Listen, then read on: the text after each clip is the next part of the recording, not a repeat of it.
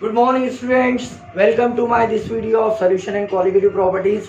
जैसा मैंने आपको बताया था कि हम एक नया लेसन स्टार्ट कर रहे थे जिसका नाम था solution and qualitative properties. Solution and qualitative properties. अभी ये जो चैप्टर है, इस चैप्टर में मैं जो टॉपिक आपको लिया था इसके पहले के क्लास में, वो था ways to express the concentration of solution. अगर हम किसी भी सॉल्यूशन का कॉन्सेंट्रेशन का मतलब होता amount of solute in a given solution, अगर एक्सप्रेस करना चाहते हैं तो हमारे पास बहुत से वेज है, जैसे percentage by mass, percentage by volume, molarity, mole fraction. उसी तरीके से हम एक आज और एक इंटरेस्टिंग टर्म पढ़ने वाले हैं। अगर किसी सॉल्यूशन का कॉन्सेंट्रेशन आपको एक्सप्रेस करना है तो एक टर्म इंपॉर्टेंटली यूज की जाती है जो जेईई और नीट में काम आएंगे आपको, that is called as normality. अगर मैं किसी भी सॉल्यूशन का कॉन्सेंट्रेशन नॉर्मेलिटी की टर्म में एक्सप्रेस करना चाहता हूं कि भाई how much solute is present in a given solution, और नॉर्मेलिटी की टर्म में अगर मैं सॉल्यूशन का कॉन्सेंट्रेशन एक्सप्रेस करना चाहता हूं तो यहाँ पर हम जो सोल्यूट लेंगे उसके नंबर ऑफ ग्राम इक्विवेलेंट लेंगे। जैसे वहां पर मोलैरिटी और मोलैरिटी में हमने नंबर ऑफ मोल्स लिया, यहाँ पर आपको नॉर्मेलिटी में क्या लेना है, सोल्यूट के नंबर ऑफ ग्राम इक्विवेलेंट। अब यहाँ पर अगर मैंने given number of gram equivalent लिया और उससे 1 लीटर अगर सॉल्यूशन मैंने प्रिपेयर किया तो वो उस सॉल्यूशन की कहलाएगी नॉर्मेलिटी। तो नॉर्मेलिटी क्या होती है, the number of gram equivalent, number of gram equivalent of solute present or dissolved in 1 litre solution या 1 dm क्यूब सॉल्यूशन भी बोल सकते। तो मैंने अगर सॉल्यूट के given number of gram equivalent लिया, उससे अगर 1 लीटर सॉल्यूशन बनाया तो वो सॉल्यूशन की कहलाएगी नॉर्मेलिटी। अब जैसे हम number of gram equivalent of solute कैसे कैलकुलेट करेंगे, तो very simple, number of gram equivalent of solute अगर मैं कैलकुलेट करना चाहता हूं तो मैं क्या करूंगा, जो भी गिवन मास ऑफ सोल्यूट है, मास ऑफ सोल्यूट, उसको इक्विवेलेंट मास से डिवाइड कर दूंगा, इक्विवेलेंट वेट से मैं डिवाइड कर दूंगा। जैसे कि हम नंबर ऑफ मोल्स निकालने के लिए mass of solute upon molecular mass, यहाँ पर आपको number of gram equivalent of solute निकालना है, तो जो भी गिवन मास ऑफ सोल्यूट है उस को मैं इक्विवेलेंट वेट ऑफ सोल्यूट से डिवाइड करूंगा। इक्विवेलेंट वेट कैसे कैलकुलेट किया जाता है मैं अभी एज अर्ली एज पॉसिबल आपको बता दूंगा, ठीक है। तो अब फॉर्मूला क्या हो गया बेटा, नॉर्मेलिटी यानी capital N is equal to क्या हो गया बोलिए आप, number of gram equivalent of solute upon volume of solution in litre. तो मैंने जो भी number of gram equivalent solute के लिया हूं उसको अगर मैं गिवन वॉल्यूम ऑफ सॉल्यूशन है, जितना वॉल्यूम मैंने सॉल्यूशन का प्रिपेयर किया है उससे अगर डिवाइड करता हूं तो वो सॉल्यूशन की क्या कहलाएगी, नॉर्मेलिटी। तो सिंपली मैथमेटिकली यहाँ पर हम नॉर्मेलिटी को कैलकुलेट कर सकते हैं अगर मुझे number of gram equivalent of solute पता है। अब यहाँ पर अगर मैं यूनिट की बात करूं तो यूनिट क्या हुआ, फिर नंबर ऑफ ग्राम इक्विवेलेंट पर वॉल्यूम, तो लीटर इनवर्स। तो इस तरीके से मैं यूनिट ऑफ नॉर्मेलिटी भी कैलकुलेट करना चाहता हूँ। तो नॉर्मेलिटी के लिए हमने एक सॉल्यूट के particular number of gram equivalent लिया और उससे 1 लीटर सॉल्यूशन प्रिपेयर किया, तो वही उस सॉल्यूशन की क्या कहलाएंगी, नॉर्मेलिटी। अब यहाँ पर हमको number of gram equivalent of solute निकालना है नॉर्मेलिटी कैलकुलेट करने के लिए, तो मास ऑफ सोल्यूट के अलावा इक्विवेलेंट वेट ऑफ सोल्यूट भी चाहिए। तो अगर किसी भी सोल्यूट का मैं इक्विवेलेंट वेट कैलकुलेट करना चाहता हूँ, या आप देखकर स्क्रीनशॉट लेके आप देख लेना, उसके बाद में अगर मैं किसी भी सोल्यूट का इक्विवेलेंट वेट कैलकुलेट करना चाहता हूँ, तो इक्विवेलेंट वेट ऑफ सोल्यूट जो है वो सोल्यूट के नेचर के हिसाब से हम अलग अलग तरीके से कैलकुलेट करेंगे। जैसे मोलैरिटी के लिए नंबर ऑफ मोल्स कैलकुलेट कर मास अपॉन मॉलिक्यूलर मास था, तो मॉलिक्यूलर मास हम कैलकुलेट कर सकते हैं, लेकिन नॉर्मेलिटी के लिए number of gram equivalent calculate करना है तो मुझे मास के साथ इक्विवेलेंट वेट चाहिए उस सोल्यूट का जिसको आपने सॉल्यूशन प्रिपेयर करने के लिए यूज़ किया है। तो अगर मैं number of gram equivalent calculate करने के लिए इक्विवेलेंट वेट किसी भी सोल्यूट का कैलकुलेट करना चाहता हूँ, तो इक्विवेलेंट वेट किसी भी सोल्यूट का मैं कैसे कैलकुलेट करूँगा? ओके, तो simply equivalent weight of solute calculate करने के लिए आपको सोल्यूट का नेचर देखना पड़ेगा, क्योंकि आप जब सोल्यूशन बनाते हो तो वो सोल्यूशन का नेचर अलग अलग हो सकता है। It may be acid, it may be base, it may be salt, या ऑक्सीडाइजिंग या रिड्यूसिंग एजेंट हो सकता है। तो depending upon the situation equivalent weight आपको अलग अलग अंदाज में अलग अलग तरीके से कैलकुलेट करना है। तो जैसे फॉर एग्जांपल अगर मान लीजिए मैं मान लेता हूँ कि वो जो मैंने नॉर्मेलिटी कैलकुलेट करने के लिए सब्सटेंस या सोल्यूट यूज़ किया वो एसिड है, तो acid is a substance which can donate protons that is H+ ions. तो मैं क्या करूँगा, एसिड का इक्विवेलेंट वेट निकालने के लिए उसका जो भी मॉलिक्यूलर मास है, सम ऑफ ऑल एटॉमिक मासेस, उसको डिवाइड करूँगा बेसिसिटी से। अब यहाँ पर बेसिसिटी का मतलब क्या होता है बेटा? बेसिसिटी का मतलब होता कि वो एसिड से मैंने कितने प्रोटॉन रिप्लेस कर सकते हैं, how much proton it can donate. Proton मतलब H+ आयंस, तो बेसिसिटी का मतलब होता है number of replaceable H+ ions, hydrogen ions. तो अगर मान लीजिए बेसिसिटी की अगर मैंने बात किया तो बेसिसिटी हर एसिड के हिसाब से अलग अलग होती है। अगर मैंने HCl को एसिड माना तो ये एक ही प्रोटॉन डोनेट कर सकता है, तो इसकी बेसिसिटी 1 हो जाएगी। अगर मैंने सल्फ्यूरिक एसिड लिया तो ये 2 प्रोटॉन या 2 H+ आयन डोनेट कर सकता है, तो इसकी बेसिसिटी 2 हो जाएगी। तो बेसिसिटी कैलकुलेट करने के लिए आप जो है उस एसिड का नेचर देख सकते हैं। वैसे एसिटिक एसिड CH3COH आप बोलेंगे सर इसकी बेसिसिटी तो 4 हुई, नहीं, इसमें एक ही प्रोटॉन या एक ही H+ आयन डोनेट कर सकते हैं, तो हम एसिटिक एसिड के लिए बेसिसिटी जो है ये 1 लेंगे। ओके, तो हम याद रखेंगे कि नेचर ऑफ द एसिड के हिसाब से उसकी बेसिसिटी बदलेंगी और उसका इक्विवेलेंट वेट चेंज होगा। उसी तरीके से अगर मान लीजिए एक बेस है और एक बेस का मैं इक्विवेलेंट वेट कैलकुलेट करना चाहता हूँ, तो according to Arrhenius theory base is a substance which can donate hydroxyl ions, OH- ions, है कि नहीं? तो अब यहाँ पर बेस का अगर मैं इक्विवेलेंट वेट कैलकुलेट करना चाहता हूँ तो मैं क्या करूँगा बेटा, जो भी मॉलिक्यूलर मास है उसको एसिडिटी से डिवाइड करूँगा। एसिडिटी का मतलब वो कितने हाइड्रोक्सिल आयन डोनेट कर सकता है। फॉर एग्जांपल अगर मैं बेसिसिटी की बात करूँ तो बेसिसिटी बदलती रहती। जैसे अगर मैंने NaOH लिया, सोडियम हाइड्रोक्साइड, तो इसके लिए बेसिसिटी 1 लेंगे क्योंकि ये एक ही हाइड्रोक्सिल आयन डोनेट कर सकता। वैसे ही अगर कैल्शियम हाइड्रोक्साइड लेंगे आप तो इसकी बेसिसिटी 2 लेंगे क्योंकि 2 प्रोटॉन डोनेट कर सकता है। तो देखिए आप नॉर्मेलिटी के लिए जो नंबर ऑफ ग्राम इक्विवेलेंट आपको कैलकुलेट करना है उसके लिए आपको नेचर ऑफ द सोल्यूट को याद रखना बहुत ज़रूरी है कि वो एसिड है या बेस है। अगर एसिड है तो उसका इक्विवेलेंट वेट इस फॉर्मूले से कैलकुलेट करेंगे और बेस है तो उस फॉर्मूले से कैलकुलेट करेंगे। और यहाँ पर बेसिसिटी और एसिडिटी का मतलब याद रखिए, बेसिसिटी का मतलब कितने प्रोटॉन डोनेट कर सकता है और एसिडिटी का मतलब कितना हाइड्रोक्सिल आयन डोनेट कर सकता है। ओके, अब हम अदर सब्सटेंसेस का भी इक्विवेलेंट वेट देख लेंगे क्योंकि आपको आगे में बहुत ज़्यादा हेल्प होगी इस टर्म की इक्विवेलेंट वेट की, इसलिए मैं अभी आपको क्लियर कर देता हूँ। अगर मान लीजिए मैं इक्विवेलेंट वेट हाँ,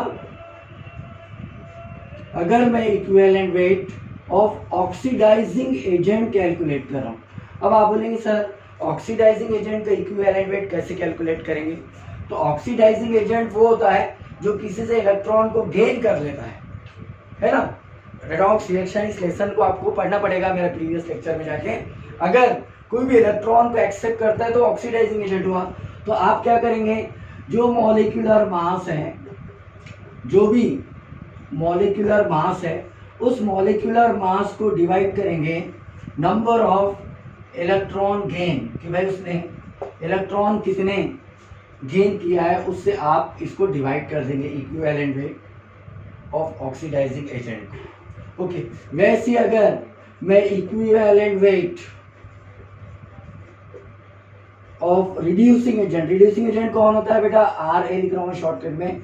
जो इलेक्ट्रॉन को डोनेट करता है होता है reducing agent.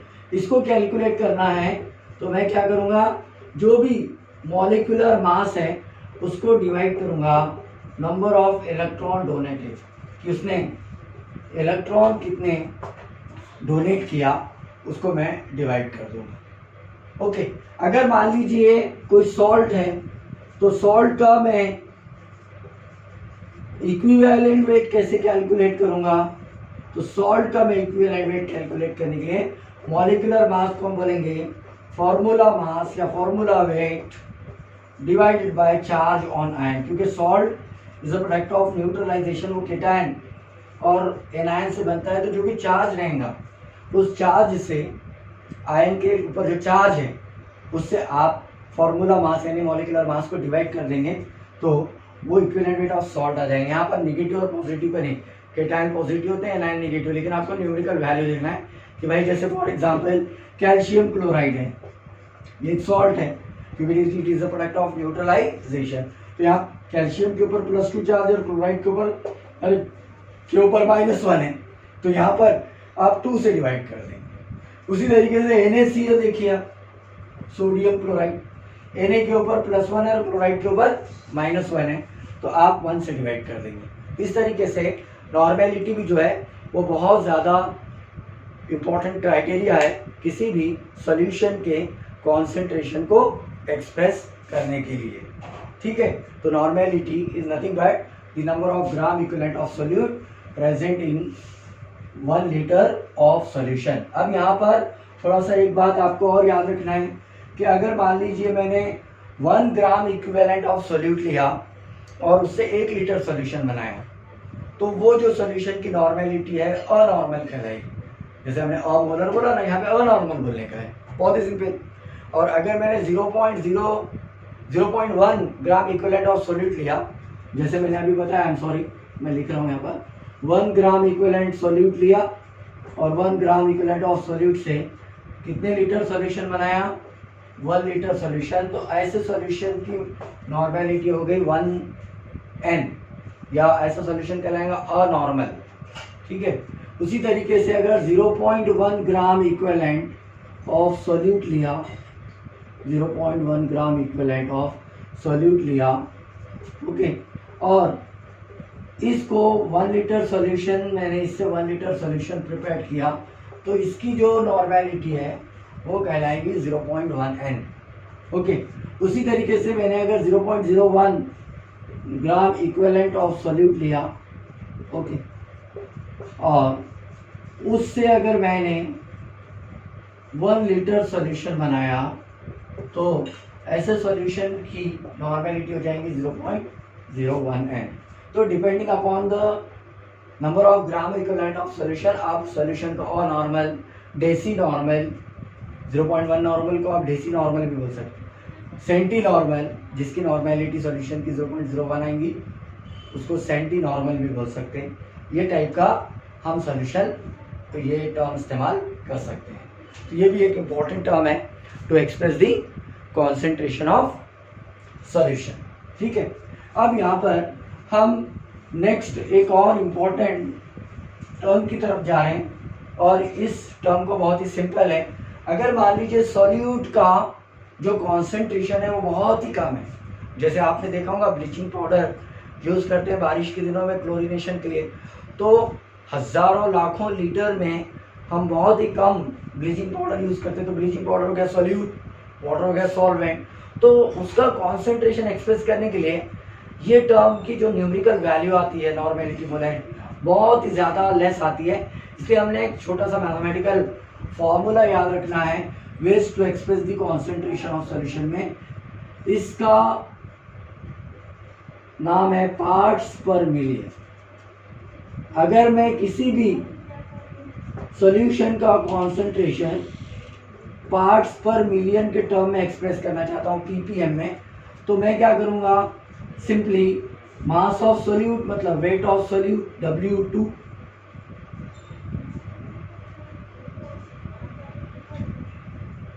Upon weight of solution, यानी क्या हुआ बेटा W1 प्लस W2 इंटू 10⁶। इसका डेफिनेशन ऐसा बनेगा कि mass of given solute present in million part of the solution is called as parts per million of solute in solution, solute in solution. तो ये एक टर्म है बहुत ही सिंपल। तो वेट ऑफ सोल्यूट आपने W2 से बताया, वेट ऑफ सॉल्यूशन में W1 वेट ऑफ सॉल्वेंट और W2 wait of solute into 10⁶। तो जब सोल्यूट का कॉन्सेंट्रेशन बहुत ही कम होता है तो उस समय हम जो कॉन्सेंट्रेशन ऑफ सॉल्यूशन है उसको एक्सप्रेस करने के लिए पार्ट्स पर मिलियन ये टर्म इस्तेमाल करेंगे। तो ये आपको याद रखना है। ओके, उसी तरीके से हम फॉर्मेलिटी ये टर्म भी इस्तेमाल करते हैं, लेकिन फॉर्मेलिटी बहुत कम यूज़ होती है कॉमन टर्म में। वो आमतौर पर सॉल्ट्स के लिए यूज़ होती है, number of formula mass present in 1 litre of solution. जैसे नॉर्मेलिटी है वैसी ही फॉर्मेलिटी है, वहाँ पर नंबर ऑफ फॉर्मूला मास बोलते हैं हम, नंबर ऑफ ग्राम इक्विवेलेंट के बजाय क्या बोलेंगे, नंबर ऑफ फॉर्मूला मास। वो रेयर यूनिट है, वो ज़्यादा यूज़ नहीं होती, इसलिए हमको याद रखना है। अब मैं आपको थोड़ा सा ब्रीफ में ways to express the concentration of solution के पूरे जो टर्म्स हमने पढ़े उसको ब्रीफ में बता देता हूँ, और बाद में हम इसके थोड़े से टेक्निकल और फॉर्मूलाज पढ़ने वाले मोलैरिटी के, जो जेई और नीट में आपको काम होंगे। ये तो जो मैंने लेवल 1 आपका तैयार करके दिया है, तो बाद में मैं खाली फॉर्मूला लिख के बताऊंगा कि how we can solve this numericals, how we can solve this problems. तो अभी जैसे ways to express the concentration of solution, अगर किसी भी सॉल्यूशन का ways to express the concentration of solution, किसी भी सॉल्यूशन का, solution is nothing but the homogeneous mixture of 2 और more substances of solute and solvent. इसका अगर कॉन्सेंट्रेशन आपको एक्सप्रेस करना है तो हम गिवन डाटा के हिसाब से सॉल्यूशन का कॉन्सेंट्रेशन अलग अलग टेक्निक की मदद से एक्सप्रेस कर सकते हैं। अमाउंट ऑफ सोल्यूट नहीं, सबसे पहले आप वेट बाय वेट परसेंट के टर्म में एक्सप्रेस करते हैं। यहाँ पर परसेंटेज के टर्म में सॉल्यूशन का कॉन्सेंट्रेशन एक्सप्रेस करेंगे। अगर आपको मास ऑफ सोल्यूट भी पता है, मास ऑफ सॉल्वेंट भी पता है, तो आप उसको परसेंटेज में अगर एक्सप्रेस करते हैं कॉन्सेंट्रेशन को, तो ये हो गया weight by weight percent of solute in a solution, of solute in solution. Okay, ये भी एक तरीका है। दूसरा तरीका क्या है बेटा? दूसरा तरीका है V by V percent of solute in solution. अगर दोनों भी सोल्यूट और सॉल्वेंट दोनों भी वॉल्यूम के टर्म में एक्सप्रेस किए जाएंगे, तो volume by volume percent of solute in a solution, ये टर्म हम इस्तेमाल करते हैं इन टर्म्स ऑफ परसेंटेज। ये भी एक क्राइटेरिया, लेकिन शर्त ये है कि आपको दोनों भी सोल्यूट और सॉल्वेंट वॉल्यूम के टर्म में होना। एक रेयर टर्म यूज की जाती है वेट बाय वॉल्यूम परसेंटेज, ये लेकिन कम होती है, weight by volume percentage of solution.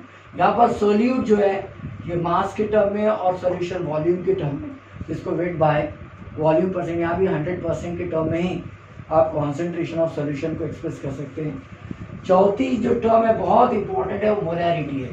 Molarity को एक्सप्रेस करने के लिए, जो कि कैपिटल M से डिनोट की जाती है, आपको क्या करना है, number of moles of solute present in 1 litre of solution. जो भी number of moles of solute है, और अगर सॉल्यूशन का वॉल्यूम के टर्म में एक्सप्रेशन है तो आप इसको मोलैरिटी कैपिटल M के टर्म में एक्सप्रेस कर सकते हैं।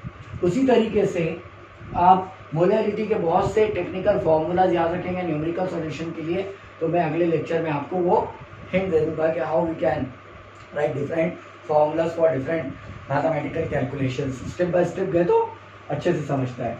उसी तरीके से मोलैलिटी इसको हम स्मॉल m से बताएंगे। मोलैलिटी भी एक तरीका है जिससे हम किसी सॉल्यूशन का कॉन्सेंट्रेशन एक्सप्रेस कर सकते हैं। अगर आपको number of moles of solute पता है और सॉल्वेंट का मास पता है तो अगर किसी सॉल्यूशन का कॉन्सेंट्रेशन आप एक्सप्रेस करेंगे तो मोलैलिटी में आप एक्सप्रेस कर सकते हैं number of moles of given solute present in 1 kg of solvent. उसी तरीके से हम एक और तरीका है जो है नॉर्मेलिटी, जो मैंने अभी आपको बताया इसी लेक्चर में, number of gram equivalent of solute present in 1 litre of solution, ये सॉल्यूशन की क्या कहलाएगी, नॉर्मेलिटी। तो नॉर्मेलिटी की टर्म में भी आप किसी भी सॉल्यूशन का क्या एक्सप्रेस कर सकते हो, कॉन्सेंट्रेशन, ठीक है। उसी तरीके से हमने पढ़ा मोल फ्रैक्शन।